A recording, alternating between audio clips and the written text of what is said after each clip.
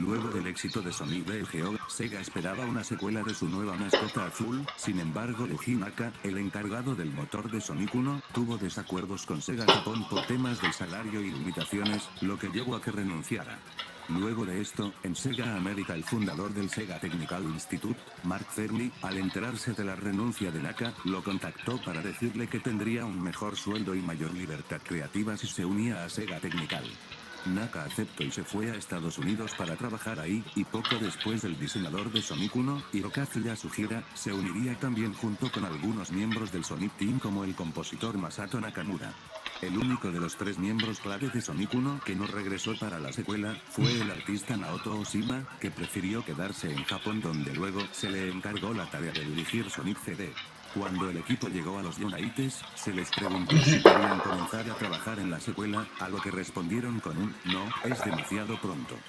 Ante esta respuesta, los pusieron en el desarrollo de otro juego, hasta que en noviembre el equipo de marketing les notificaron que querían que la secuela comenzara ya su producción, por lo que ahora sí, el desarrollo comenzó en noviembre de 1991 con la fecha de lanzamiento el 21 de noviembre de 1992. Una de las primeras Canon ideas para el devastador, juego fue la de incorporar un nuevo personaje principal, debido a que Naka pidió un modo de 2 jugadores, algo que quería implementar en Sonic 1, pero no pudo por falta de tiempo.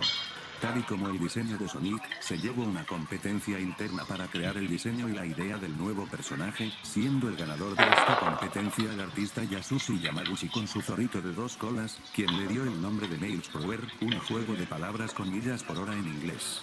Sin embargo, el resto del equipo quería que su nombre fuera Tails, para coincidir con la simpleza del nombre de Sonic.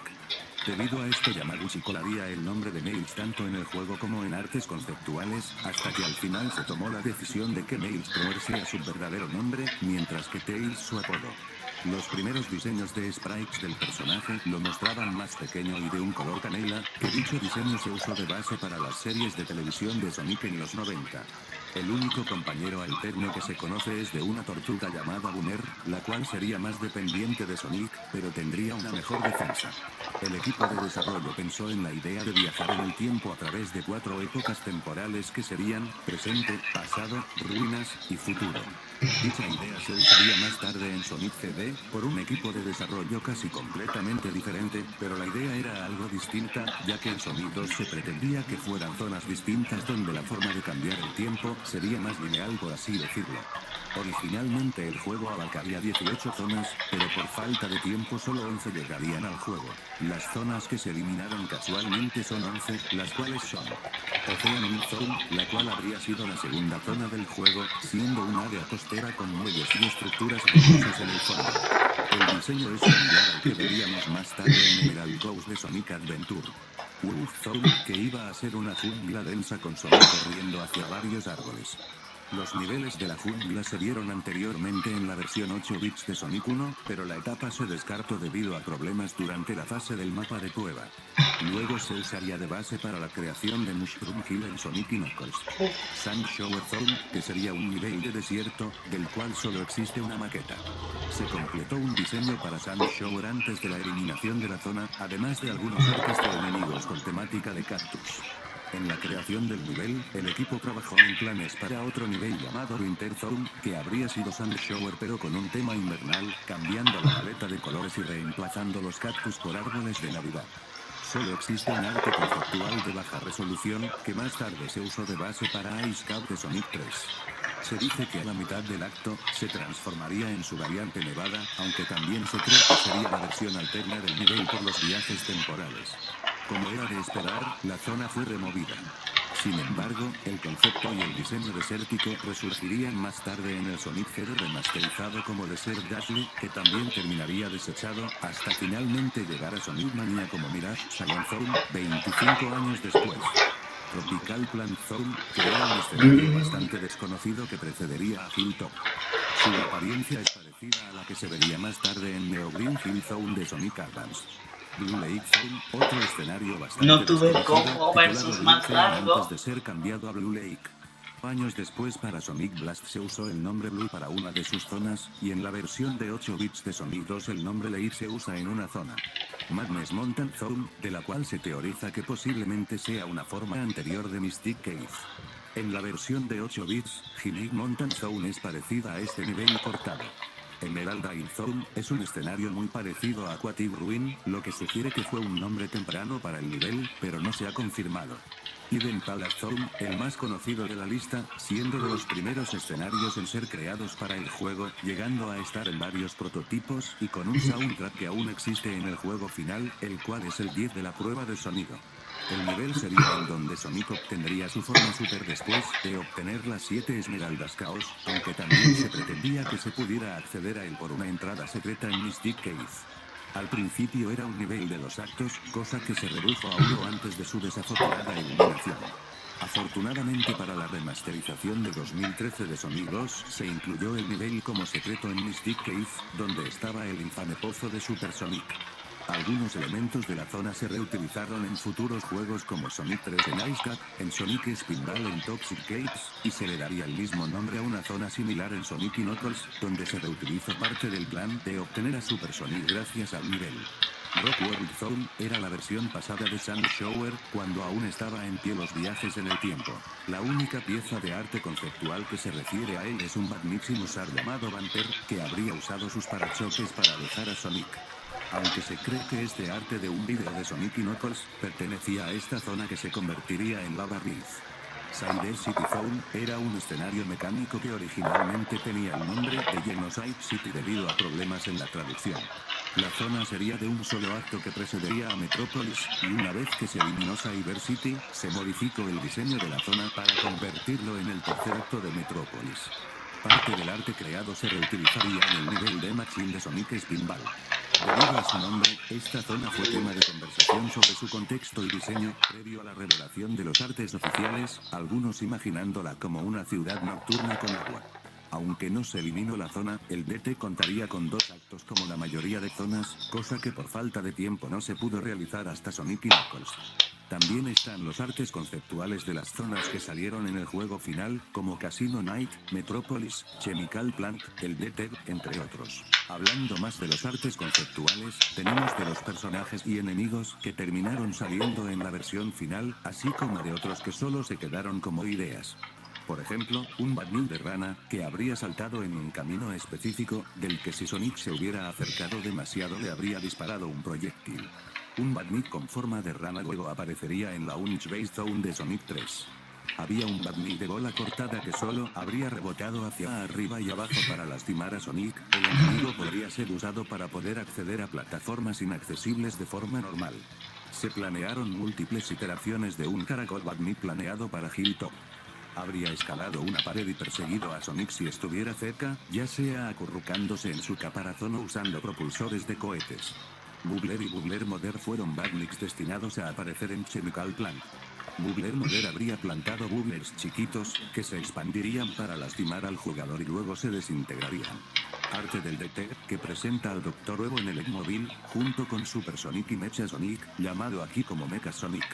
El DT Robot presenta un gran parecido con el Robo de Sonic y Knuckles, además de que la pose de Super Sonic es una referencia a cuando Goku se volvió Super Saiyajin por primera vez en Dragon Ball Z. Un curioso arte de un Sonic sin afeitar apuntando un arma hacia su cabeza, con el nombre de Sonic the Sludgeog. Irónicamente 13 años después habría un juego de Sonic con armas. El escenario de las fases especiales parecen tener lugar en una zona regular, con el suelo y el fondo similares a los de Green Hill, en lugar del entorno geométrico de la versión final. Para crear la ilusión pseudo 3D, se crearon las áreas a partir de polígonos 3D renderizados previamente, cuyo video fue comprimido y reducido a la mitad vertical y horizontalmente para caber en el cartucho del juego. Aunque los dos lados de Sega Technical intentaron trabajar juntos, hubieron muchas complicaciones, como el idioma, las jornadas laborales japonesas que distaban demasiado de las americanas, etc. La mayoría de las reuniones para la dirección de sonidos se realizaron en japonés, en donde Mark Cerny era el único que dominaba el idioma, dejando al resto del equipo estadounidense mal parado. Tratar de unir las dos culturas y la ética laboral se convirtió en un reto, con algunos miembros incapaces de llevarse bien con la forma de trabajar de Yuji Naka. Desgraciadamente no sería la última vez que la franquicia tendría este tipo de problemas, pero eso es un tema aparte.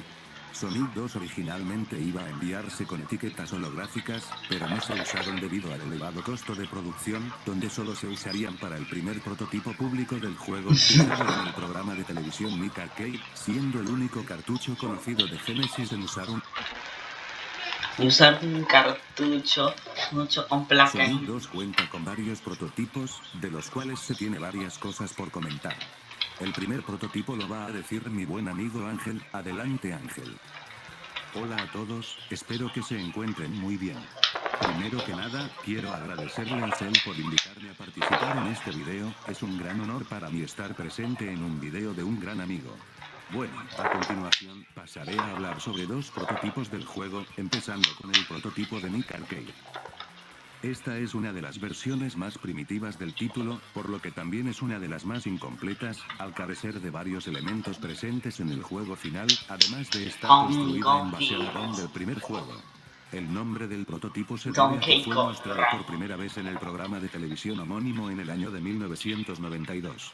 Entre los detalles más interesantes a mencionar sobre este prototipo, está una mecánica cuyo efecto era que al chocar contra una pared a alta velocidad, Sonic rebotaría y caería contra el suelo. Si bien no se sabe por qué esto fue eliminado de la versión final, se cree que fue porque esto pudo haber estropeado un poco la experiencia de juego. Green Hill Zone es accesible en este prototipo, contando con la misma estructura y diseño que en el primer juego, pero varios de los elementos gráficos en el nivel no cargan correctamente, lo que vuelve la zona algo injugable e inestable. Otro aspecto a destacar de este prototipo es la presencia de Hayden Palace Zone, un nivel que no fue incluido en el juego final, pero que después sería añadido como nivel secreto en la nueva versión de 2013. En algunos niveles como Chemical Plant Zone y Hilltop Zone, el escenario de fondo no tiene ninguna animación de movimiento. Si Tails muere, la cámara lo seguirá hasta que reaparezca en el escenario, aunque lo hace de forma rápida. También en esta versión, cada nivel utiliza música del primer juego, y al momento de conseguir el power-up de invencibilidad, no se visualiza el efecto de estrellas que rodea a Sonic, pero la música y el efecto de invencibilidad duran hasta el final del nivel. Otro detalle interesante de esta versión, es el diseño de las placas al final de un nivel, las cuales son considerablemente diferentes a las del juego final, mostrando a Sonic y a Tails mirando hacia el frente. En este prototipo, Tails era invulnerable a las púas, y hablando de púas, en esta versión aún existía ese bug que hacía perder al jugador, al hacer contacto 2 veces seguidas con las púas, a diferencia del juego final, en donde al jugador se le da un breve momento de invencibilidad.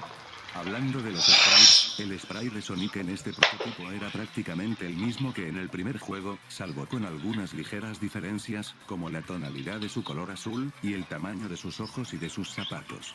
Estas diferencias también se pueden notar en otras animaciones, como en la animación de Sonic al correr o al caminar.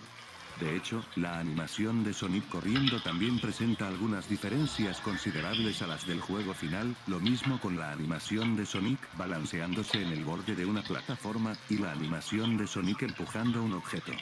En cuanto a Tails, la única diferencia que se ha podido identificar en sus sprites, es la ausencia del brillo en su animación a la hora de hacerse bola. Los sprites de estos badniks llamados Baser y Crawl, también eran diferentes respecto al juego final, estando menos detallados en esta versión. Esa sería la información más interesante sobre este prototipo bajo mi criterio, así que pasemos a hablar sobre el prototipo de septiembre. El prototipo de Simon Wei, nombrado así por la persona que lo encontró en 1998 en una página china, presenta un mayor avance que el de Nick, mejorando el diseño de nivel y las físicas de Sonic, pero aún hay varios elementos sin acabar. Esta construcción es de a inicios de agosto de 1992, el cual afirma Yoji Naka, que provenía de un carrito de demostración que fue robado. Debido a que fue de los primeros prototipos de videojuegos en ser analizado a detalle, mostró mucho interés en la investigación de prototipos de videojuegos en general. Algunas diferencias que se pueden apreciar en este prototipo, son en que la pantalla de Sega solo aparece cuando tenemos un Game Over, o que al obtener los zapatos de velocidad, la música no se acelera. Se agregaron 8 zonas al juego que son Metropolis, Oilo Zone, Mystic Cave, Casino Night, Aquatic Ruin, Water, Wood Zone y Side City. Sin embargo, solo Aquatic Ruin junto a Emerald Hill, Chemical Plant y Hilltop son jugables con normalidad. Metrópolis no se puede continuar, a menos que se active el modo UVA, donde se aprecia que la zona carece de enemigos, anillos y la meta, aunque si tiene un diseño completo, tiene varias diferencias con su versión final, como el fondo que era anaranjado.